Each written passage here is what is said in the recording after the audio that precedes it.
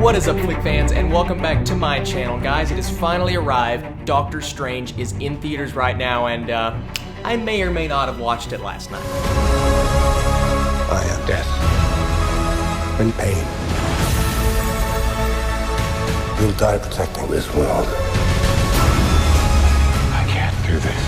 There is no other way. This is, of course, after I went to the 7 o'clock showing. They played the previews 3 times, the movie ended up being in 3D, and we only paid for a 2D movie and nobody had glasses, so I had to go back at 10. It was a mess, but I was so determined to watch this movie because I've been looking forward to it, not just all week, not just all month, but all year, because this character is awesome. What I'm doing today, I'm keeping this review extremely short, just getting straight to the point. No spoilers, because my spoiler in-depth hardcore review, because you know those big blockbusters, they require you to spoil a little bit if you're going to go talk about them. So I will be doing that sometime in the next few days, so that will be a 10-minute in-depth discussion. Right now, we're just going to give a little insight into how good the movie is. So Doctor Strange is directed by Scott Derrickson and stars Benedict Cumberbatch. Let's get into some stuff that I didn't like about the movie. Are you ready? There's not very much. I thought the villain was a little bit weak at times, but at this point, it's kind of like that typical Marvel thing where the villain's not the best, but I kind of understand why this villain wasn't as good. One, because the focus was not on him. Like some movies, the focus is a little bit on the villain's backstory, a little bit on. This was a full-on Doctor Strange movie, all about Benedict Cumberbatch's character, and I completely understand that. But another thing that kind of bugged me with that is that it didn't have time to focus on hardly any of these supporting characters, whether it's Mordo, whether it's Wong. It was really all about Doctor Strange, and while that did serve the movie well, I would have liked to have seen the characters fleshed out a little bit more. But that's not really just a negative, that's kind of a positive too, because that means these characters are so intriguing and the acting was so good that it kind of just makes you want to know more about all of them. I thought Rachel McAdams did a great job as her supporting character, but I would have liked to see more screen time for her as well. The first, say, 15-20 minutes of the story did seem just a tad bit rushed. Although I did like the pacing, I would have liked to have seen a little bit more backstory, maybe even have a longer movie, and I know that's crazy because it was already 2 hours and 10 minutes, but hey.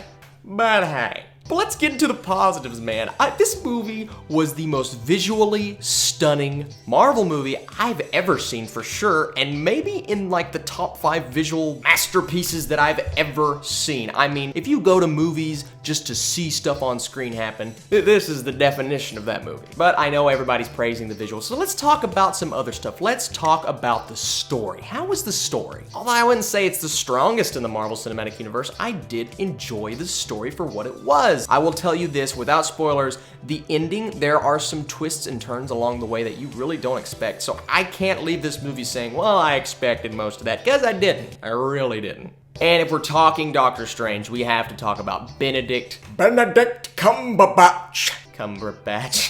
He was absolutely fantastic. He is the embodiment of Doctor Strange. He is the reason that I think everyone should go watch this movie. Although Captain America is my favorite character in the Marvel Cinematic Universe, I will admit that Robert Downey Jr. embodies Tony Stark better than anybody else. I will say Benedict Cumberbatch as Doctor Strange is next in line. He was perfect, and you can tell they're kind of setting up this guy to lead the Avengers once something happens to Iron Man. I will also say, a lot of people are downing some of the humor in this movie, and I completely understand that. A lot of people are like, well, 70% is good, 30% of the humor. I really enjoyed most of the humor in this movie. I thought a lot of it was really subtle, but I thought the subtle humor worked for this character. And even though Doctor Strange starts out as a complete jerk, it's pretty fun.